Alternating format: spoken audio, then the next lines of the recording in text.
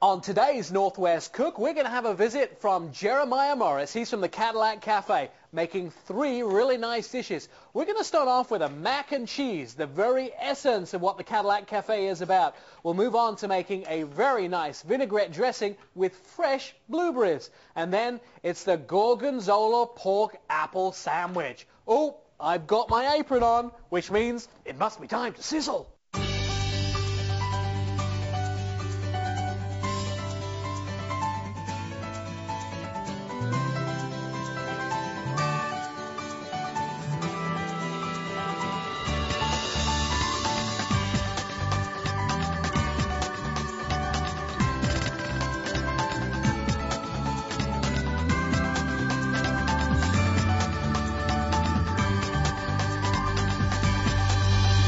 Welcome to this week's episode of Northwest Cooks. I'm Nick Miles, and we are in our Bradley Design and Education Center, where you can find all your Wolf and Sub-Zero products. Check them out on the web at bradleylee.net. Now, Cisco has brought us a great chef. This is Jeremiah Morris. He is from the Cadillac Cafe, a very famous downtown Portland or northeast Portland restaurant.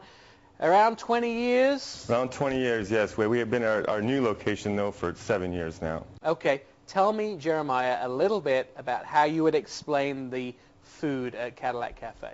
Well, at the Cadillac Cafe, it's more of a family-oriented restaurant, so in a very simple breakfast fare, and we do a lunch menu as well. All right, so you're going to make 3 dishes for us today. The first one is something I've had off your menu many times, and that is the mac and cheese. Correct. And then we're going to make something in a salad dressing variety. You're going to make it from scratch, a blueberry dressing? Correct, blueberry vinaigrette. What's the last one we're going to make? And then we're going to do a grilled pork apple and gorgonzola sandwich. That sounds great. We're going to get dug into it. So let's go through the ingredients for your famous mac and cheese. So what ingredients do we have? Okay, well, basically we have some olive oil here. We got some fresh ground garlic. Excellent. We got some rigatoni pasta, which we pre-cooked.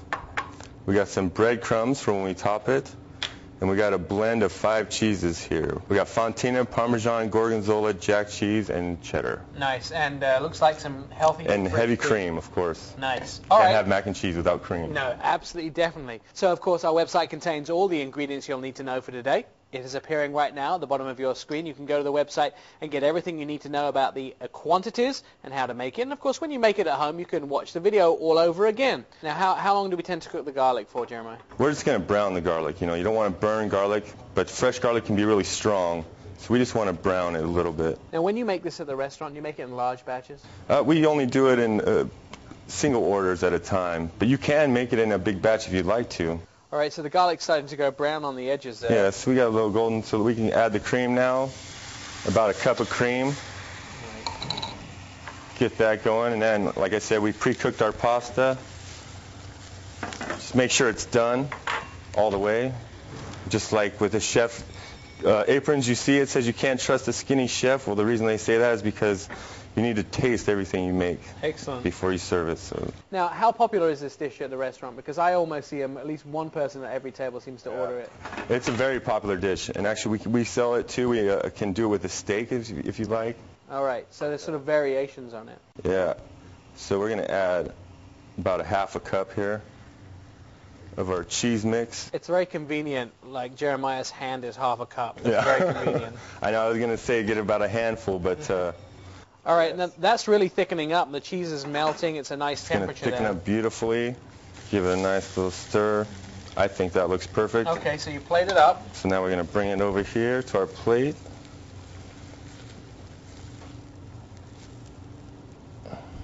Then we're going to grab about a quarter cup this time. We're half a handful. Half a handful.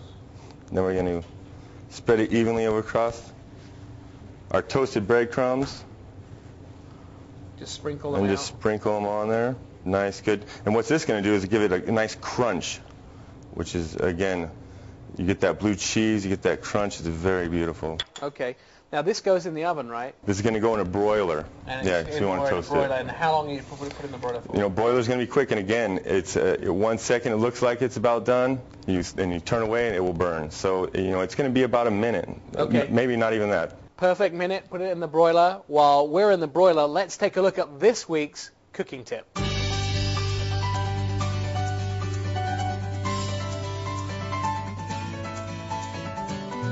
Hello, Mark Brenich, Cisco, Portland, with your cooking tip of the day. Today we're going to do something really simple, but not everybody can do it, but they'd like to learn how, I think, and that is how to do a simple over easy egg or over medium egg. So we're going to start out with some butter. You need a fair amount of butter to do some eggs with. Even though it's a non-stick pan, the butter is going to give the eggs a nice flavor. It's going to baste them. It really works out well. Nice farm fresh eggs. And you can do the one-handed method, but probably should show you the two-handed method. Simply crack along the edge of the pan. Drop the egg in.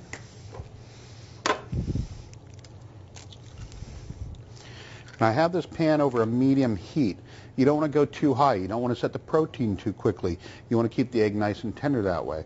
Also, you don't want any coloring on the egg. You want to keep it a nice white color. Any color on the egg, any brown is a burnt egg. Scrambled, an omelet. I was always taught that as a younger guy, that anytime there's any color on the egg, it's burnt.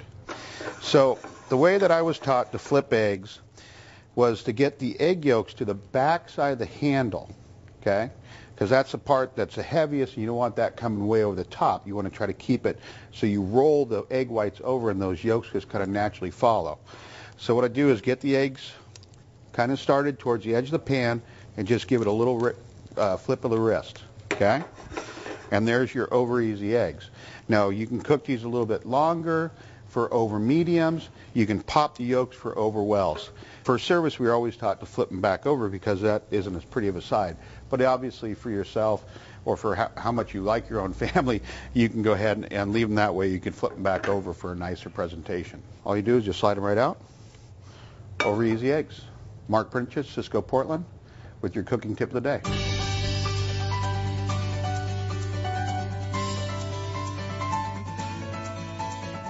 All right, that is our beautiful mac and cheese.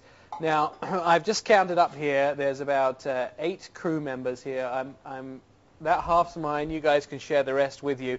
We'll have more recipes from you. We're going to do the blueberry vinaigrette. Correct. And then we also have your gorgonzola pork sandwich. Gorgonzola pork apple sandwich. Oh, I forgot the apple.